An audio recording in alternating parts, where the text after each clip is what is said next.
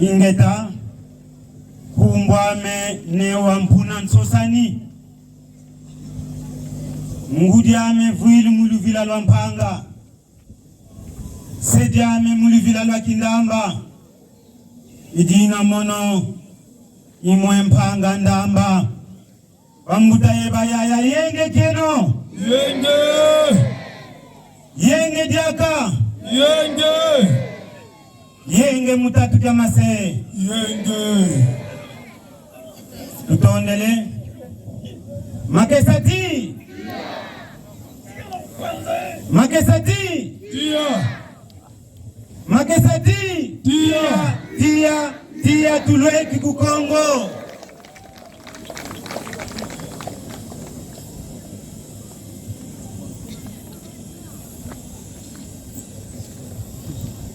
lunsila lembo mpova tunabaka mu français tunavovila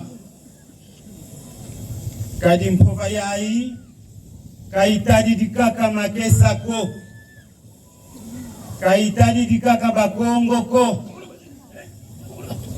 kansi tadidi makanda mamo matwavuka nsi yebando mbebabo ngatula bwako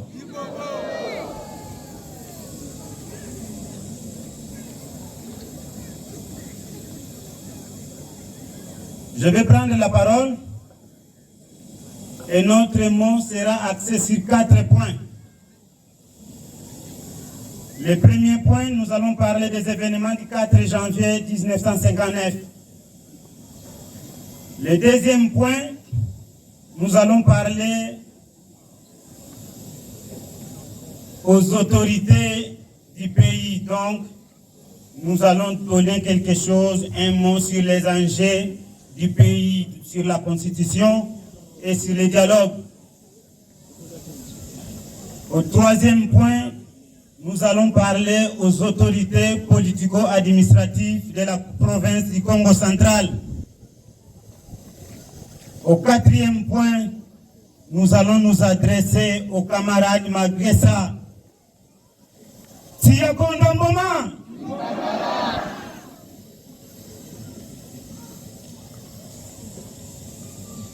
Monsieur le maire de la ville de Matadi, représentant personnel de son excellence, monsieur le gouverneur de province. Mesdames et messieurs, à vos titres et qualités respectifs,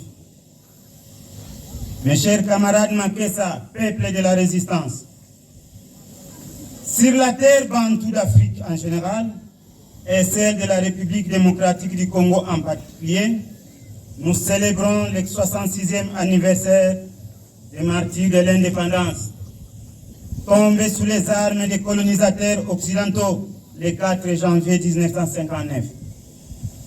Cette date historique fut le déclenchement des indépendances en Afrique, allez-y comprendre. C'est le déclenchement des indépendances de l'Afrique. Cette célébration est placée sous le thème Béton Toto Toalomba. Étant donné que les Congolais qui avaient demandé l'indépendance avaient voulu que la terre du Congo puisse réellement appartenir aux Congolais. Cher Makessa, peuple de la résistance, mesdames et messieurs, pour nous, peuple de la résistance, la date du 4 janvier est une date à la fois historique et héroïque. Une date où les Congolais, conduits par l'Abako de Moutaka Savubu, avaient démontré devant la face du monde que le système colonial ne pouvait plus résister à la colère du peuple. Et depuis ces jours-là, la paix avait changé de camp. Cette date symbolise le couronnement d'une grande et longue lutte de résistance des Africains face à l'impérialisme occidental qui contrôlait toutes les terres de l'Afrique depuis 1482 jusqu'aux années 60. En effet, les Européens à la recherche des richesses étaient arrivés en Afrique où ils avaient trouvé des terres si riches dont ils croyaient s'accaparer pour toujours. Car ils n'imaginaient pas un seul instant que les nègres puissent jouir de ces richesses. Ainsi, ces Européens commençaient à mettre en place des stratégies facilitant le pillage de nos richesses, l'accaparement de nos terres, en l'occurrence la traite négrière et la colonisation. La terre est la seule grande richesse que peut posséder un clan, une communauté ou un pays. Ne savez-vous pas que manquer la terre, c'est devenir esclave même dans votre propre pays? En 1954, l'Abako dirigé par Mfumuka Savubu avait revendiqué les droits du premier occupant, ce qui nous renvoie toujours à la terre. En 1956, alors que les autres associations du Congo belge avaient accepté de rester dans la colonie avec les fameux plans de 30 ans de Van Bussen, l'Abako, par son contre-manifeste intitulé « L'Abako demande l'indépendance », avait extrêmement demandé la terre en ces termes. Pour l'Abako, l'indépendance totale du territoire congolais est la seule solution capable de pacifier, d'harmoniser, de stabiliser les relations qui pourraient exister entre le Congo et l'Occident.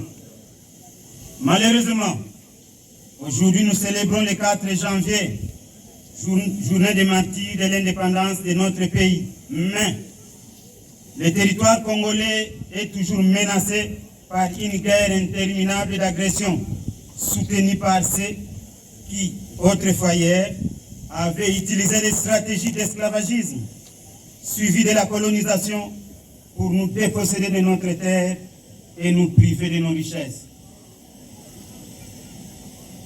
Mais aussi, à l'interne, suivez-moi bien, mais aussi, à l'interne, les Bakongo qui avaient payé les lourds tribus de la lutte pour l'indépendance de ce pays, sous le leadership de l'Abako, se trouvent marginalisés sur tous les plans de la vie sociétale. Alors que ceux qui disaient hier que Mukongo ayebi kosala tatonga te, azosenga di pandana mundele, mais aussi à l'interne, les Bakongo qui avaient payé les lourds tribus de la lutte pour l'indépendance de ce pays, sous le leadership de l'Abako, se trouvent marginalisés sur tous les plans de la vie sociétale, alors que ceux qui disaient hier que Mukongo ayebi kosala tatonga te, bandi kosenga di panda na mundele, ils sont devenus des maîtres sans partage, voire même de notre province du Congo central. Bangizame,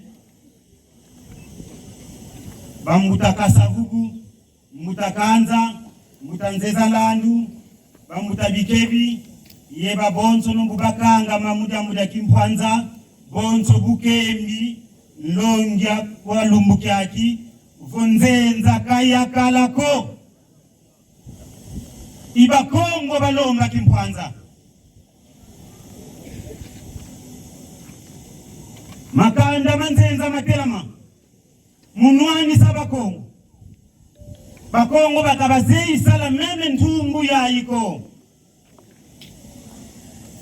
Babolikango batelama, yenati sama mpilaka mumpila, vo Bakongo kabazei sala ntumbu ya iko, bwei bafetilo mbila Kimpwanza kwa mundele.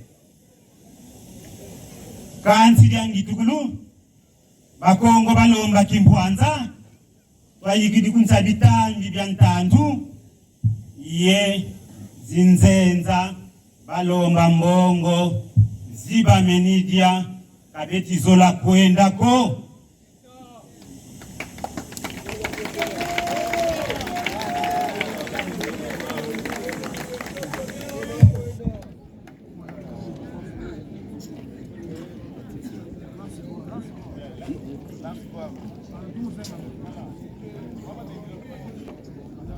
Dala, mama. Balula kwa. Voilà. Nous dénonçons donc avec la dernière énergie toutes les injustices que les Mukongo, les pionniers de cette indépendance, subissent dans ce pays. Voici 66 ans que le pays est indépendant. On continue à nous imposer l'unitarisme centralisateur, un système de gestion qui a plongé le peuple congolais dans la misère atroce, où le Congolais est resté le peuple le plus pauvre du monde, alors que son sol et son sous-sol sont extrêmement riches, voire plus riches